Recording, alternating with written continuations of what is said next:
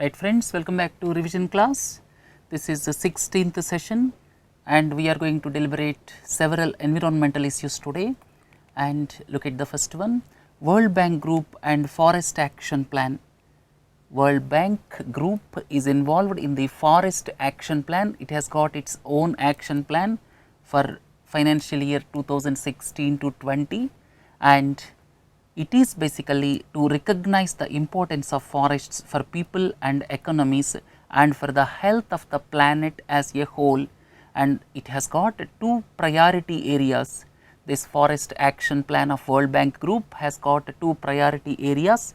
One is investments in the sustainable forest management and the second one is forest smart interventions, in which World Bank Group will aim to take a holistic look at forest landscapes.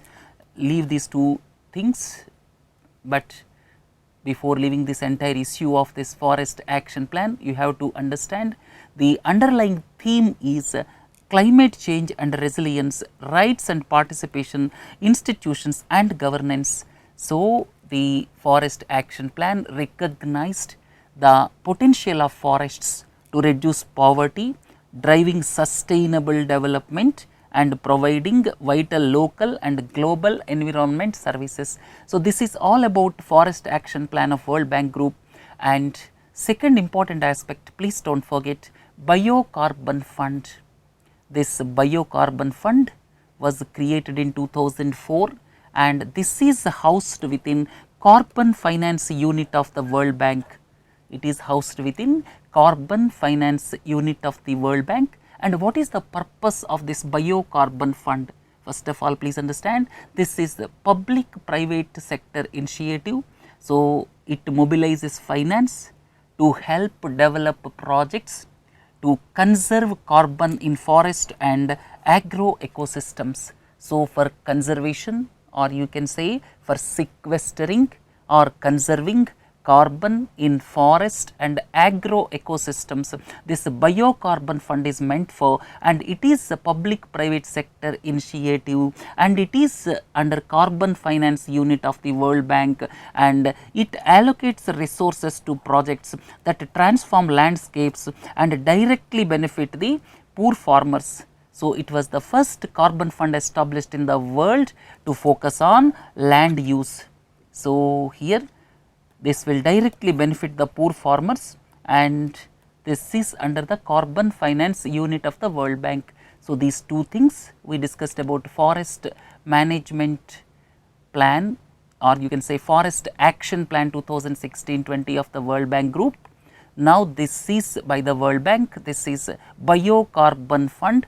And let us go ahead, Forest Carbon Partnership Facility, Forest Carbon Partnership Facility, and this is the global partnership. Please mind, this is the global partnership, one side governments, businesses, civil society and indigenous people. Please do not forget, it is the global partnership of governments, businesses, civil society and indigenous people. And what is the purpose? The purpose of this Forest Carbon Partnership Facility is to focus on reducing emissions from deforestation and forest degradation. The two major issues we are facing in the world today, deforestation is one thing and degradation of forests is the other thing. The main examples are the destruction of forests in the Amazon basin of Brazil as well as in Indonesia. So, forests are being degraded. So, it focuses on the main purpose of this Forest Carbon Partnership Facility is to focus on carbon stock conservation and sustainable management of forests and the enhancement of foreign forest carbon stocks in developing countries, which is known as REDD+. We will come to it later, a little while from now. What is REDD? What is REDD+? What is the purpose of REDD? What is the purpose of REDD+? We will come to it. And this Forest Carbon Partnership Facility is basically to look at two important things: deforestation and forest degradation because of the destruction of the forest. And to understand this, let us go ahead and let us come back some time from now. So, this is deforestation, and at the same time this is another example of deforestation. Deforestation, that means removing the forests, afforestation is opposite word, and degradation of forests, that means the quality of forests will be degraded, and because of degradation, because of deforestation, what will happen? The carbon sink will be destroyed. And let us look at what is REDD+. REDD+ is, this stands for countries' efforts to reduce emissions from deforestation and forest degradation. Please understand, REDD stands for reduce emissions from deforestation and forest degradation. So, to forest conservation, sustainable management of forests and enhancement of forest carbon stocks. So, the point to note is, for the forests, when they are destroyed or degraded, then the natural carbon sink will be destroyed, and to protect the forests, to act as carbon sink, this mechanism or this REDD+ mechanism is meant for. So, here please go through this. Deforestation and forest degradation are the second leading cause of global warming, and please do not forget, these two are responsible for about 15% of global greenhouse gas emissions, right. And another important example I have already told you, Brazil and Indonesia are the examples where because of deforestation and forest degradation, they are emitting more national greenhouse gas emissions. Then 80% of the earth's above ground terrestrial carbon and 40% of below ground terrestrial carbon is situated in forests. So, forests are very, very important, because of the reason 80% of the earth's above ground terrestrial carbon is situated within forests, right. So, let us go back after looking at this REDD+. REDD stands for reduce emissions from deforestation and forest degradation, that is REDD. And let us go back to our discussion. We are discussing about this forest carbon partnership facility, and this forest carbon partnership facility is the global partnership of governments, businesses, civil society and indigenous people, and it focuses on reducing emissions from deforestation and forest degradation, right. And it will enhance the forest carbon stocks in developing countries, which is known as REDD+, right. So, here the FCPF has got two separate mechanisms. One is readiness fund and the other one is carbon fund, and these are underpinned by multi-donor fund of governments and non-governmental entities, as we have already seen. Now, what is the UN REDD program?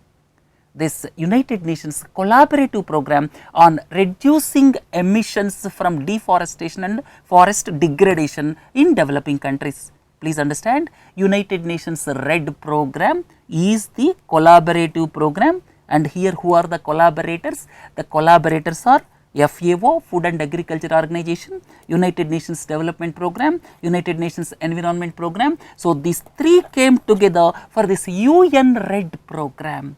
So, the United Nations collaborative program on reducing emissions from deforestation and forest degradation in developing countries.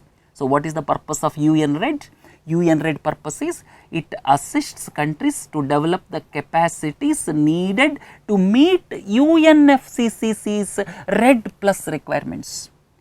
So, UN REDD program assists the capacities needed, assists to develop the capacities needed under UNFCCC's REDD+ program. We will come to REDD+ a little while from now. So, please understand, United Nations REDD program is basically by three organizations supported by FAO, UNDP, UNEP, and the main purpose of UN REDD program is to assist countries to develop capacities needed to meet the UNFCCC's REDD+ requirements. So, here the countries can qualify to receive results based payments under the convention. So, here UN REDD program, as I have already told you, it supports nationally led REDD+ processes. REDD+ processes are monitored by UNFCCC, and UN REDD supports REDD+ processes, right. And if you look at what is RED Plus program, RED Plus program is monitored by UNFCCC, and it is a climate change mitigation solution being developed by the parties to UNFCCC. And RED Plus, what it does? RED Plus incentivizes developing countries to keep their forests standing, because if forests are destroyed, then carbon sink will be destroyed. So, the purpose of RED Plus is it gives incentives to the developing countries. When they take steps to protect the forests, then incentives are given under RED Plus, and to develop the mechanisms, support is given by this UN RED program. So, UN RED program assists the countries to develop, or you can say it is to develop the capacities needed for implementing UNFCCC's RED Plus program. So, here RED Plus program of UNFCCC incentivizes developing countries to keep their forests standing by offering results based payments for actions to reduce or remove forest carbon emissions, right. So, this is all about UN RED, UNFCCC RED Plus, right, and RED Plus I have already discussed about RED Plus. RED stands for reduce emissions from deforestation and forest degradation, right. And what will happen because of stopping deforestation and forest degradation? If deforestation is arrested, what will happen? It conserves water resources and prevents flooding, and it reduces runoff. That water after rainfall cannot flow freely, so it controls soil erosion, and at the same time it reduces river siltation, and it protects fisheries and investments in hydropower facilities. It preserves biodiversity. So, these are all advantages of stopping deforestation and forest degradation. Then global environmental facility, don't forget about this. Global Environmental Facilities Secretariat is in Washington DC, and it is the partnership of 183 countries with international civil society organizations and the private sector to address global environmental issues while supporting national sustainable development initiatives.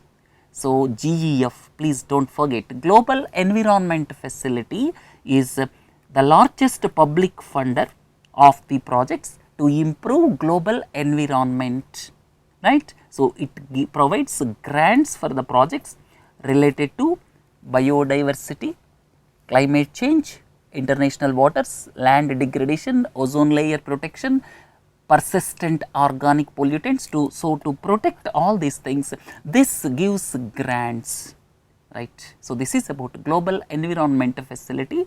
And Minamata disease. What is Minamata disease? Because Minamata Convention is going to come into force from August. This is due to release of mercury, pollution of mercury, you can say. So, this is the neurological syndrome caused by severe mercury poisoning, and it results into this general muscle weakness, loss of peripheral vision, damage to hearing and speech, etc. And it was first discovered in 1956 in Japan. It is caused because of the release of methyl mercury in the industrial wastewater from a chemical factory. So, here it accumulated because of release of this methyl mercury into the industrial waters, then fish were affected, and subsequently human beings are also affected during 1950s because of industrial mercury pollution in Japan.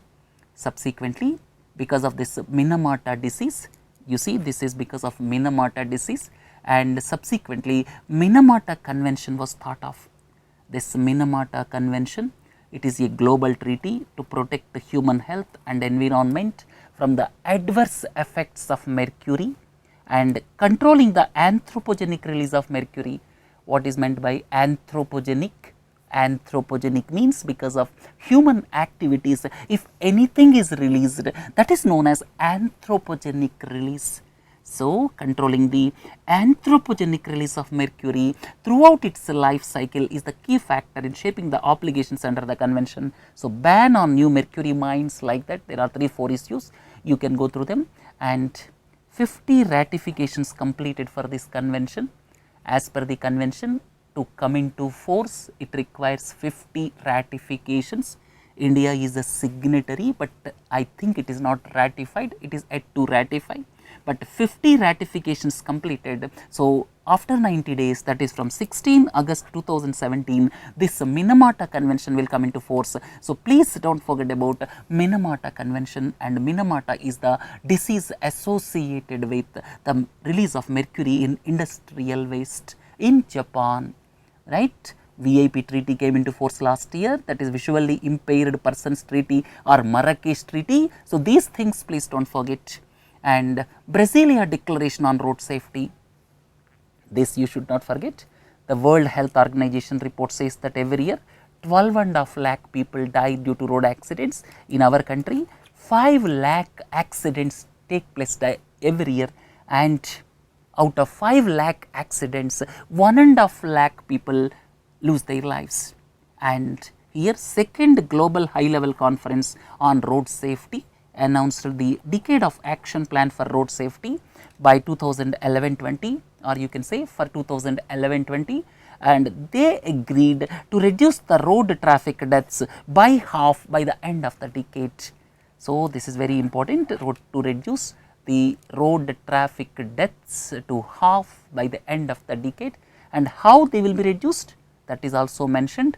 This can be done by favoring sustainable modes of transport, walking, cycling and using public transport. Second one is tightening the rules and regulations with regard to issue of driving licenses, and India is also doing some steps, taking some steps in this direction. India is coming up with this Motor Vehicles Amendment Act, already Lok Sabha passed it, and the next point is this can also be done by ensuring vehicles equipped with life saving technologies, enhancing emergency trauma care systems, like that. Next one is International Court of Justice as well as ICC. These two things differentiation you should have in your mind. ICJ, that is International Court of Justice, it is the judicial organ of United Nations, and both are headquartered in Netherlands, and this is the judicial branch of United Nations, whereas International Criminal Court is established based on Rome Statute, and it has got jurisdiction. I am talking about ICC, please do not forget. ICC has got the jurisdiction to prosecute individuals for the international crimes of genocide, crimes against humanity and war crimes, and India is not a member of ICC, please understand. And at present there are around 124 states which are party to Rome Statute, and only unfortunate parties during the 14 years of its existence, it brought to book only African countries or nationals. Now several African countries including South Africa recently stated that they would like to withdraw from Rome Statute, or you can say from ICC. Right, this is about International Criminal Court, but ICJ is different. ICJ is a judicial branch of United Nations. The court settles legal disputes submitted to it by the states, and recent case of Kulbhushan Jadhav, this is the legal dispute submitted by India to ICJ, and here Article 94 establishes that the duty of all the UN members to comply with the decisions of the court involving them. And what will happen if the parties do not comply? If Pakistan do not comply, what will happen? The issue may be taken before Security Council for enforcement. And another important aspect is it provides advisory opinions on legal questions submitted to it. This is different, please understand this. It also provides advisory opinions on legal questions submitted to it by duly authorized international branches, agencies and the UN General Assembly, right. So, if it is taking the dispute, or you can say if it is settling the legal dispute between two member countries, then if the parties do not comply, the issue may be taken up to Security Council for enforcement. And at the same time, it also provides advisory jurisdiction on legal questions submitted to it by duly authorized international agencies and the UN General Assembly. These two things do not forget, this ICC do not forget, and here it was established based on Rome Statute.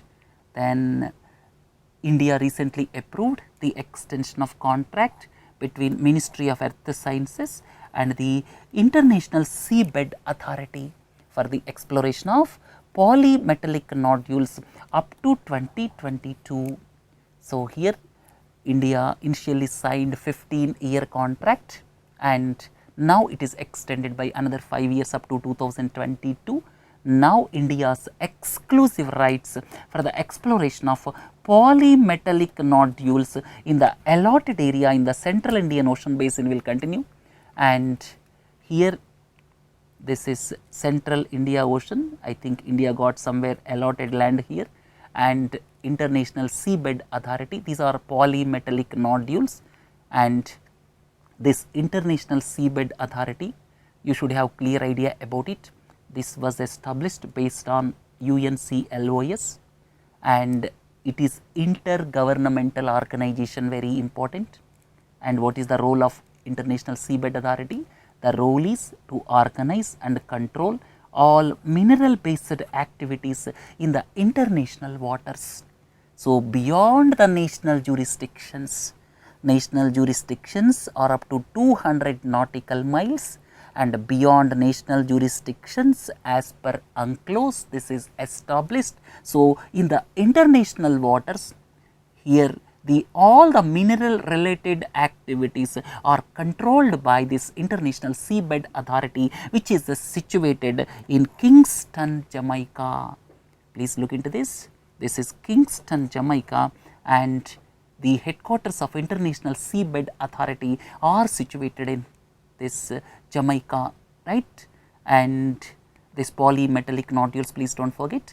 And India Union Cabinet took the decision for extension of another 5 years, right. So, this is all about International Seabed Authority. Then the next issue is Graded Response Action Plan. This is another environmental issue during the year. Here this is to combat, this Graded Response Action Plan was devised to combat air pollution in Delhi NCR area, and this is notified by the Ministry of Environment, Forest and Climate Change. And what is meant by Graded Response Action Plan? And in a nutshell, I will tell you, this is when PM 2.5, PM 10, that means when the particles size, PM 2.5 means these are the fine particles of 2.5 microns in diameter or less.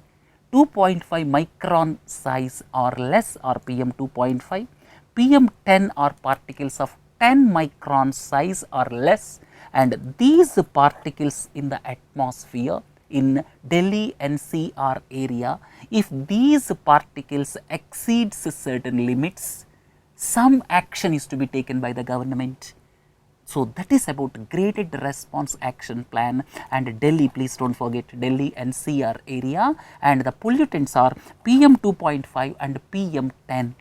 And what is EPCA? EPCA is Environment Pollution Control Authority, please do not forget Environment Pollution Control Authority, and this is established based on Environment Protection Act 1986, and this Environment Pollution Control Authority will look at this Graded Response Action Plan, right. So, this Graded Response Action Plan, if you go further, when 2.5 crosses certain limit, if you want you can go through it. When PM 2.5 crosses 300 micrograms per meter cube, or PM 10 is over 500 micrograms per meter cube for 48 hours, what is the action plan to be taken? This is the action plan to be taken by the government, Delhi NCR, right. So, introduce odd even number scheme, stop entry of trucks, stop construction activity, like that. Similarly, this is severe, the limits are given here. Brick kilns are to be closed, stone crushers are to be closed, Badarpur power plant is to be closed, like that. Then very poor, when PM 2.5 and PM 10 are between certain range, then moderate to poor. So, like that, please go through it. And important points, this plan was prepared by Graded Response Action Plan, Delhi NCR area, one thing, and second thing is PM 2.5, PM 10, that is important aspect.